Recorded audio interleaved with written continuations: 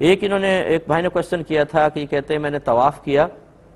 طواف کمپلیٹ کرنے کے بعد پھر میں نے عصر کی نماز پڑھی تو رکن یمانی کے سامنے مجھے جگہ ملی تھی، میں اٹھا اور میں نے رکن یمانی کو ہاتھ لگایا برکت کے لیے اور چوم لیا، پھر محسوس کیا کہ میرے ہاتھ میں خوشبو لگ گئی ہے، تو کیا حکم شرع ہوگا؟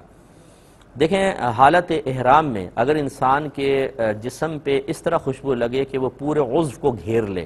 آپ کے پورے عضو سے مثلا پورے ہاتھ سے خوشبو آ رہی ہے مثال کے طور پر، اس نے گھیر لیا تو پھر اس پہ دم لازم ہو جاتا ہے، یعنی ایک بکرا یا دمبا حدود حرم میں ذبح کرنا ہوگا۔ اور فرض کر لیں عضو پہ نہیں کپڑوں پر لگ گئی ہے تو اس میں یہ ہوتا ہے اصول کہ آپ کسی کو کہیں کہ یار خوشبو آ رہی ہے کہ نہیں، اگر سونگھنے والے یہ کہیں کہ یہ بہت زیادہ خوشبو آ رہی ہے تو دم لازم ہے، اور اگر وہ کہتے ہیں نہیں ہلکی سی خوشبو ہے آ تو نہیں رہی، کبھی کبھار ایک دم تم کپڑا ہلاتے ہو تو ہلکی سی آ جاتی ہے ورنہ نہیں آ رہی، تو اس پر پھر دم نہیں ہوتا ہے۔ تو اگر آپ یہ محسوس کرتے ہیں کہ آپ نے کعبۃ اللہ کی دیوار پر ہاتھ رکھا یہ رکن یمانی پر اور آپ کے پورے ہاتھ میں خوشبو لگ گئی ہے تو بالکل آپ کو دم دینا ہوگا۔ اسی لیے ہم اکثر یہ عرض کرتے ہیں کہ حجر اسود کو چومنے کے لیے لوگ وہاں پہنچتے ہیں، اب وہ اکثر ایسے لوگ ہوتے ہیں جو وہاں پہ عطر چھڑک دیتے ہیں، آپ اگر اس کو چومتے ہیں اور ہونٹوں کے اوپر پوری خوشبو لگ گئی تو یاد رکھیں آپ پر دم لازم ہو جائے گا، اس لیے بہت احتیاط کرنی چاہیے۔ بہتر یہ ہے کہ آپ حجر اسود کے پاس اس وقت جائیں جب حالت احرام سے باہر ہوں، پھر آپ جا کے اس کو چومیں گے بھی تو کوئی مسئلہ نہیں ہوگا۔ ایک بھائی نے کوشچن کیا تھا کہ اگر ہم ایک گائے لے کر آتے ہیں قربانی کے لیے تو کیا اس میں ایک یا دو حصے عقیقے کے شامل کر سکتے ہیں کہ نہیں؟ تو جواب ہے کہ بالکل کر سکتے ہیں، کیونکہ عقیقے اور قربانی دونوں میں مقصود ایک ہی ہوتا ہے کہ جانور کا خون بہا کر اللہ تبارک و تعالیٰ کا قرب حاصل کرنا۔ تو جب مقصد ایک ہے تو یہ دونوں چیزیں ایک جگہ جمع بھی ہو سکتی ہیں، تو لہٰذا اگر کوئی یہ کرنا چاہے کہ 2-3 حصے قربانی کے اور باقی اپنے گھر والوں کا یا بچوں کا عقیقہ کرنا چاہے، ایک حصہ ایک عقیقے کے طور پہ بچے کے لیے آپ استعمال کر سکتے ہیں، تو بالکل وہ آپ کو اجازت ہوگی۔ ایک بھائی نے ابھی کوشچن کیا تھا کہ نظر کا کوئی علاج بتائیں، بعض لوگ یہ لال مرچیں سر پہ گھما کے جلاتے ہیں، اس کا یہ کیا حکم ہے؟ دیکھیں، نظر بد کے علاج کے لیے 3 دفعہ سورہ کوثر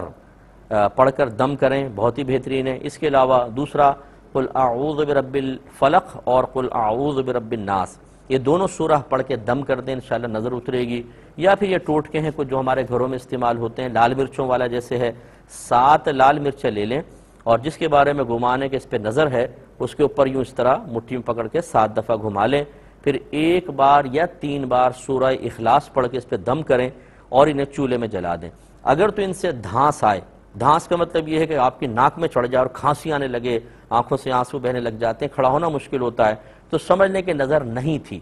آپ کو صرف گمان تھا۔ اور اگر اس میں بالکل دھانس نہ آئے، اب قریب ہو کے کھڑے ہو کے سانس لے رہے ہیں لیکن آپ کی ناک میں کوئی دھانس نہیں آ رہی، تو یہ اس بات کی علامت ہے کہ نظر تھی۔ اس میں بہتر یہ ہے کہ ایک دفعہ ایسے اتار دیں تو ایک اور دفعہ اتار لیں کہ دھانس آنی چاہیے تاکہ اچھی طریقے سے نظر اتر جائے۔ پہلی مرتبہ مثلا نہیں آئی تو ایک اور دفعہ جلا لیں، پھر دوبارہ اسی طرح گھما کے تاکہ دھانس آ جائے، تو اس بات کی علامت ہے کہ نظر بالکل اتر چکی ہے۔ اور یہ ہمارا بھی مطلب ہمارے گھروں میں یہ رائج طریقہ ہے، یہ ٹوٹکا ہم نے دیکھا ہے۔ اور چونکہ یہ علاج کی صورت ہے، بعض لوگ کہتے ہیں کہ جی اس میں لال مرچوں کو جلانا لازم آ رہا ہے، دیکھیں ارے بھائی آپ جب کھاتے ہیں تب بھی تو آپ کے پیٹ میں جا کے غذا کا بہت سارا حصہ نالیوں میں بہتا ہے، تو کیا کھانا پینا چھوڑ دیں؟ جب ہم اپنے فائدے کے لیے کوئی چیز استعمال کرتے ہیں تو اللہ تعالیٰ نے خود قرآن میں ہمیں اجازت دے دی ہے کہ هو الذی خلق لکم ما فی الارض جمیعا، اللہ تبارک و تعالیٰ نے زمین میں جو کچھ ہے سب کا سب تمہارے نفع کے لیے پیدا کیا ہے، تو ہم اپنے نفع کے لیے اس کو جلا رہے ہیں، اس میں کوئی حرج نہیں ہے۔ پیٹرول بھی جلتا ہے تو گاڑی چلتی ہے،